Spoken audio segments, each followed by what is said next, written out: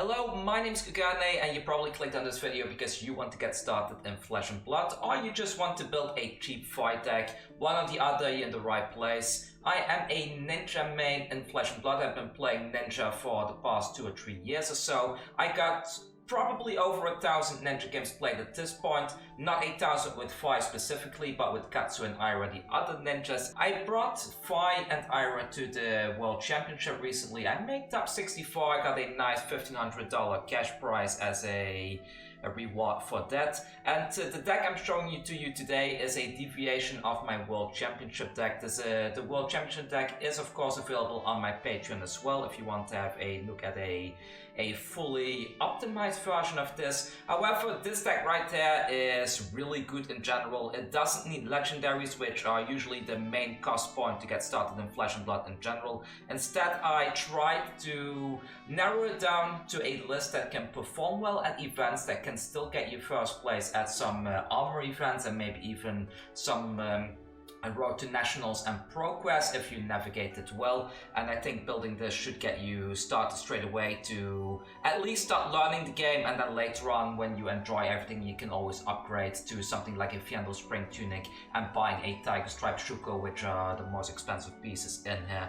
At the top you see the cost of this deck is $260. This is a price on TCG Player Low. TCG Player is of course not the cheapest place on the internet. There are definitely places where you can get all the stuff cheaper. And since most of the stuff in this deck is in fact a rare or a common, I think a very good rule of thumb is like go to an LGS where you know people already play Flesh and Blood, and most of the Flesh and Blood community is more than happy to share some of their bulk with you, so you can build most of this deck for free. I think the actual cost of this deck is probably closer to maybe $150 if you consider that there are people that are going to be giving you the bulk, and maybe even just ask the LGS, because they, especially if the LGS sells singles, they tend to have a lot of bulk lying around, and they might be able to even give it to you for free.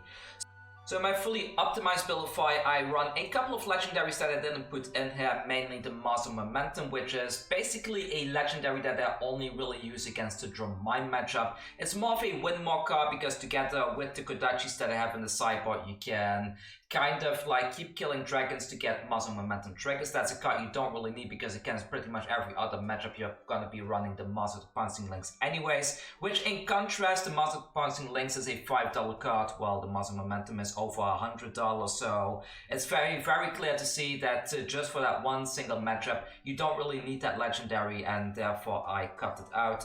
I also run Fiendal Spring Tunic, which is a legendary that lets you generate a resource at instant speed after 3 turns. We have Blossom of Spring in this deck instead, which also lets you generate a resource, except this one lets you generate it at the very beginning of the game already, so it's definitely an upside to the Blossom of Spring. Why is the Fiendal Spring Tunic so expensive? Well, mainly because the Fiendal Spring Tunic, like I said, it has that resource at instant speed, and secondly, it does have a blocking value associated with it. It can block 1 extra damage, which isn't much in the grand scale of things, especially for a fight deck. If you go low on life, you're probably losing anyways. However, some people want the most optimized card in that deck, and then that 1 life can maybe make a difference once in every 100 games or so. Thirdly, I have I think it's called a Searing Flamescale. It's called Searing Flamescale. It's the Draconic Chest legendary, and instead of that I put in a Blazing Yoroi. Both of these have a very similar function. The Flame Skill helps you to block some attacks, while the Yoroi also helps you to block attacks that go really wide, except Blazing Yoroi is a very cheap card, while the Flame Skill is again a $100 plus card. And then finally, for our Arms legendary, normally you want to run a Tiger Stripe Shuko, which gives +1 attack to your second attack that has 2 or less power every turn. However, I run the Bracer of Belief in this budget build. It's a card you don't see often, but because we have so many 1-pitch cards in the deck, then Bracer of Belief usually manages to give you a +2 attack on your first attack, which is really nice with one of the combos we have in here. So what is the main combo we have in here that we want to showcase? Well, there is a little bit of a cool combo between these two cards right there. So we have a Soaring Strike, which is a 4 attack with Go Again, and this one says if it hits you may banish an attack action card from your hand with cost less than the number of Draconic Chainlinks you control. If you do, it gains Go Again. This goes very well together with a Snatch, which is a 4 that normally doesn't have Go Again, but if it hits, it draws you a card. So you can see a bit of the combo potential there. You play this, it hits, you banish the Snatch, you play the Snatch with Go Again, and then it puts your opponent in a very difficult spot because they need to fully block this. Otherwise you draw a card and you potentially do even more damage. All of these cards are pretty much very low to the ground Go Again cards. We have a very cool combo in here together with Belittle as well. So Belittle says if you play, you may reveal a card that has 3 or less power, which is pretty much every attack in this deck except some of the 1-cost ones and the snatches and stuff like that. And then you can fetch a Minnowism from your deck. This is the Minnowisms that we run. It's a blue card that helps you to pitch and helps you to pay for your other stuff. So you have a bit of a combo going on that, for example, you crack your Blossom of Spring, which generates you 1 resource. You then play a Belittle with that resource, revealing one of your 3 or less power cards, fetching yourself a Minnowism, and now you pretty much have a 4-card hand or a 5-card hand if you have your arsenal to go all in with, which then goes very nicely together with an Art of War that can buff all your cards +1. Art of War, by the way, it's a must-have card for this deck, unfortunately. Art of War is expensive, and I do mean it's very expensive. This is a $30 card, so getting a playset of this is gonna set you back like $90 to $100 with shipping. It's a lot of money, but believe me, it's a generic. It goes in a lot of decks out there, and especially for the fight deck, this is what turns a bad fight deck into an absolutely baller good fight deck. So Art of War is definitely a card that you need to have in order to perform well at fight. Lots of people say it's all the legendary slots in the deck that make this deck work. Well, not for fight. For fight, it's all about Art of War and going wide with a incredibly long combat chain and dealing an absolute ton of damage. So by going wide, you're dealing a lot of 3 and 4 pokes towards the opponent. We have our Phoenix Flames in the graveyard as well that will be coming in for 1 or more damage on top of that. And then we have some very big payoffs in the deck that actually help us to win and close the games, which is a Lava Burst. If you play this as Chain Link 4 or higher, it gets +3 attack. That means that this one becomes a 5 attack. With an Art of War, that would be a 6 attack. And if you have something like a a Spreading Flames, that would be a 7 attack. So you can kind of guess at 40 life, 7 damage is a huge chunk. And then with that, on top of that, we have things like the Snapdragon Scalers and the Tide Flippers to give Go Again to that. Potentially crack the Master Pouncing Links to fetch a 2nd copy of that card straight from the deck to play another one straight after it. So this deck really wants to go all in, do a massive damage turn, and then just keep attacking the opponent after that and forcing them to block with a full hand until eventually you leak enough damage that you win the game. Alternatively, you can leak some damage in the early game if you don't have your combo yet, and then once your opponent is in the 25 to 28 life range, you probably are in a position that once you draw your Art of War, you can go all in, deal a ton of damage, and pretty much win the game from there. This is a really full-on aggro deck. You don't want to be blocking much with this deck, even though there are plenty of 3 blocks in the deck to kind of go a little bit in the middle way that you can attack with a few cards and try to block with a couple to preserve your life total a little bit, like if you're very close to having a big combo turn but you're not really there yet. And this deck is just a really good deck, and I would say, like, click the link down in the description to go to this deck. I will make sure to link it there, and I will also make sure that if I come up with some other cheaper free-to-play stuff, I will modify this list. So whenever you click on this link, you can be assured that there's an already updated list that you can safely purchase if you are getting started in Flesh and Blood, and that is already optimized to the current format. So since we don't have things like Enlightened Strike in here, which is another card that is nice to have in the fight deck but not a must-have, we actually ended up with some extra sideboard slots that we can put extra things in that normally we don't. So I mentioned the Draw Mine matchup earlier. Normally, when you have your Kodachis, you want to be going and attacking the dragons to get a third hit in so that the muzzle momentum will trigger and get you an extra card. But since we're not running muzzle momentum in this deck, I actually feel that having some 6+ attacks in the main deck is kind of useful just to be able to pop those dragons with Phantasm. So I went ahead and I put Fiandel's Fighting Spirit in here. It's a 7 attack, it costs 3. If you block with it and you have less life than your opponent, you gain a life. If you attack with it and you have less life than your opponent, you also gain a life. It's only a rare. I think if this card had been a Majestic, it would be incredibly expensive, but luckily it's a rare. It's probably something that I consider could be a staple in a lot of decks. It's not as easy to play it in a fight deck, mainly because we don't run as many blues in here, but when you do, it is 7 damage, which is comparable to what the Enlightened Strike would do by giving it the +2 option. It's not as flexible as Enlightened Strike, of course, because Enlightened Strike can also draw your card and you can give it a go again to make sure that you can kind of go in. However, with a sideboard like this, it's very easy to sideboard against pretty much anything. There's a couple of packages in here. The main way that you want to sideboard is you just want to add 3 cards out of the sideboard into your main board, and then you're pretty much good to go. Then your deck is ready to go, ready to roll, ready to attack. So against other aggro decks, I actually suggest that Fi is probably one of the most aggro decks out there, so you definitely want to raise them. So against aggro decks, I bring in a double strike and 2 take the tempos. The double strike itself is kind of a weak attack. However, this one has a function in the deck, and that is that if you actually end up in a situation where you already have 2 of your finishes in your hand. Let's say you already have a Soul to Wound in your hand and you already have a Lever Burst in your hand.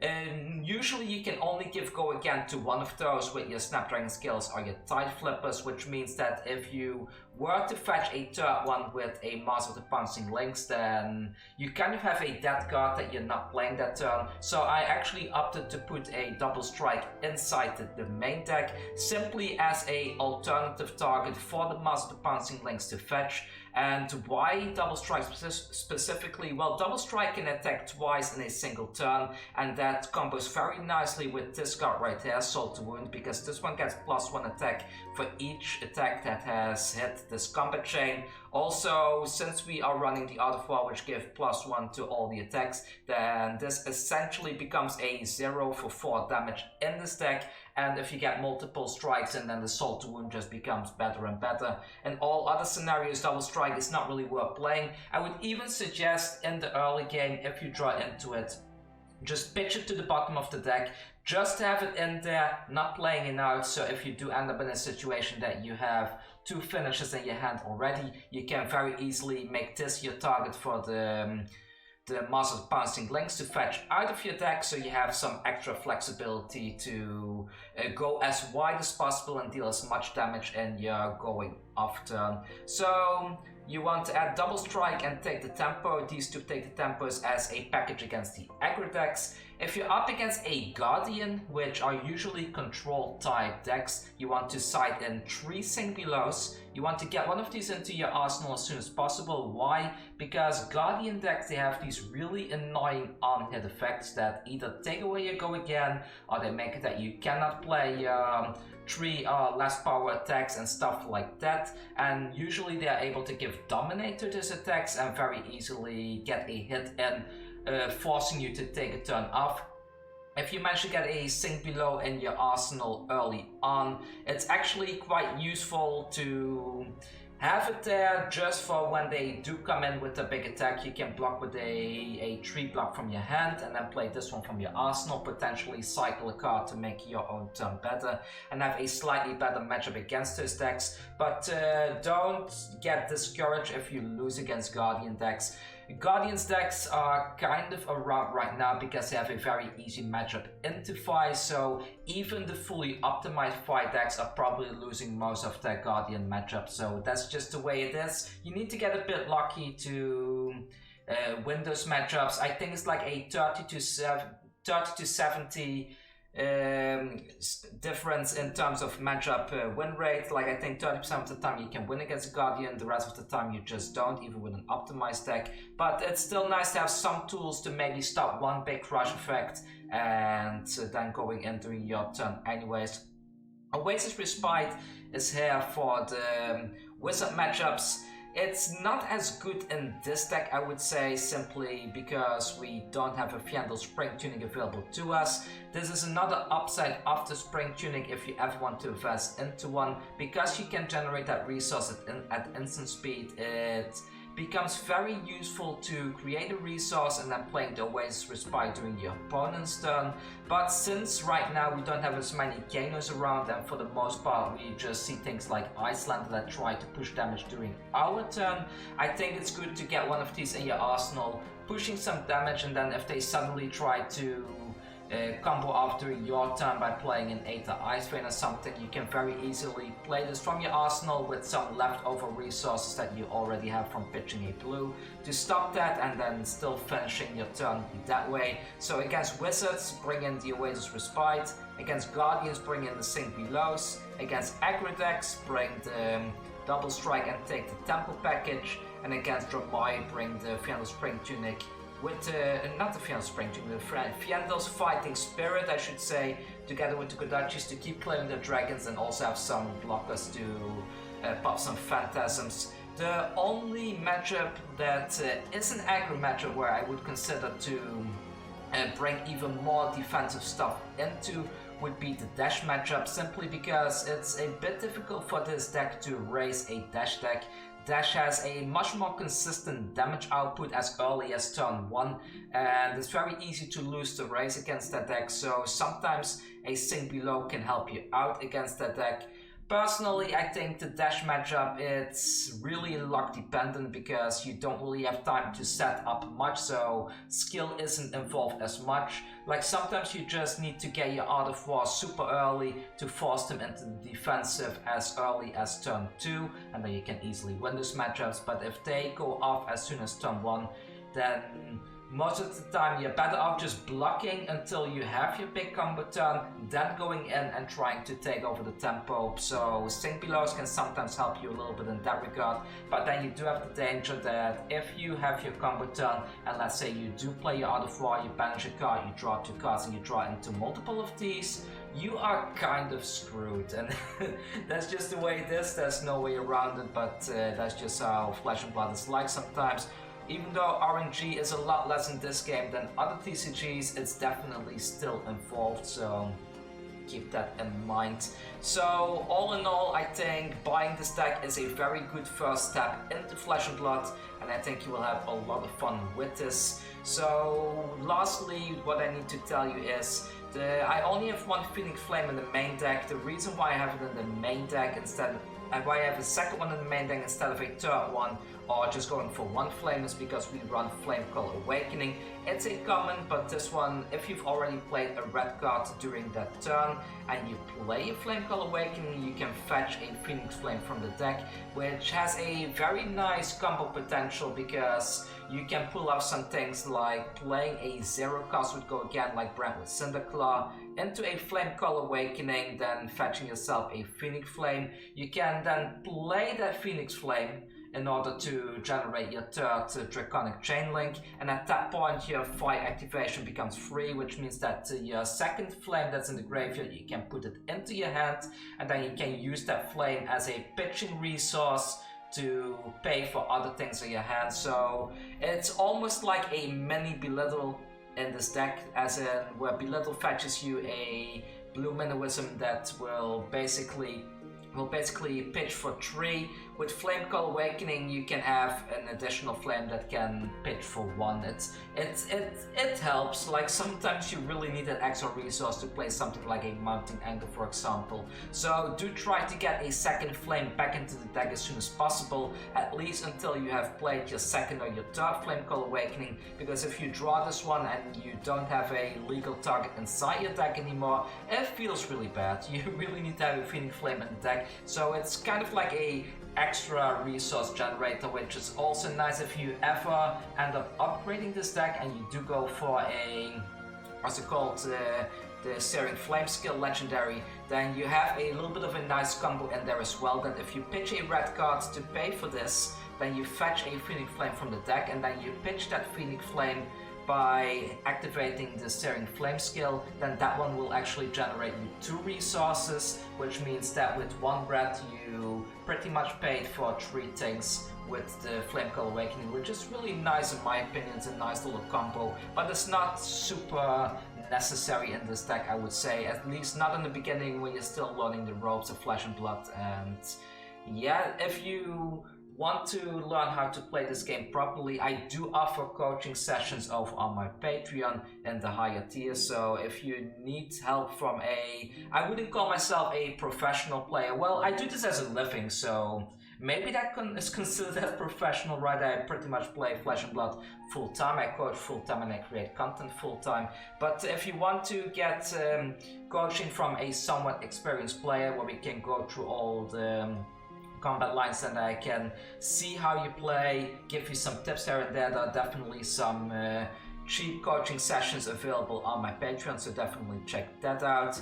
And other than that, I mean, keep following the content on my channel. I regularly talk about Ninja on here anyways, and you should be able to pick up some tips here and there, maybe rewatch this video a few times, because I think I pretty much shared all the little tricks that you can do with a fight deck in this particular video. It's a bit time intensive to keep watching these things over and over, but I do think it will make you a better player. Maybe get this deck, play a few games. If you are losing in the beginning, which is something that happens with a lot of Flesh and Blood players in general, it takes some time to get a feeling of how far you can push a deck.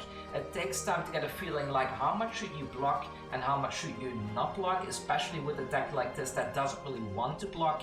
So it takes some time to get acclimated to playing Flesh and Blood at a higher skill level, unlike some other more straightforward games out there like Pokemon and Magic the Gathering.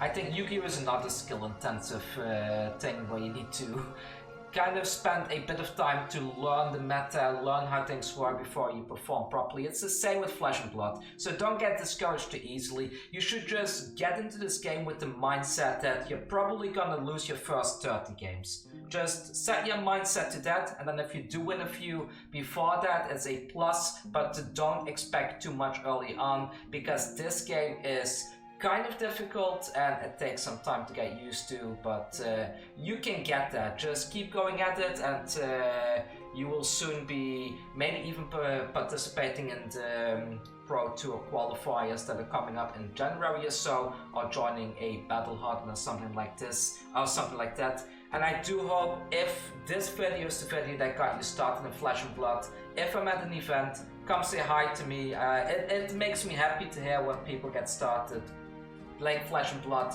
by following my content. I know it's an ego thing, but I really love this game and I want to get people involved in that. I don't know what to say. It just makes me feel happy inside when people play Flesh and Blood thanks to my channel. Then I feel my goal as a content creator is kind of achieved. Anyways, I think I've been rambling on long enough. The link for this deck is down in the description, so go check that out. And I guess I will see you all very soon with another Flesh and Blood video. Maybe I'll do some Pokemon in between, since I'm now playing the game on the Switch as well. And I'm looking to do some Flesh and Blood Team Cup coverage pretty soon on the channel too, so keep an eye out for that, where we will be talking a bit of meta stuff and maybe putting in a new tier list after I've got a bit of more testing in against the current format. Anyways, thank you everyone, see you next time, and have a great day.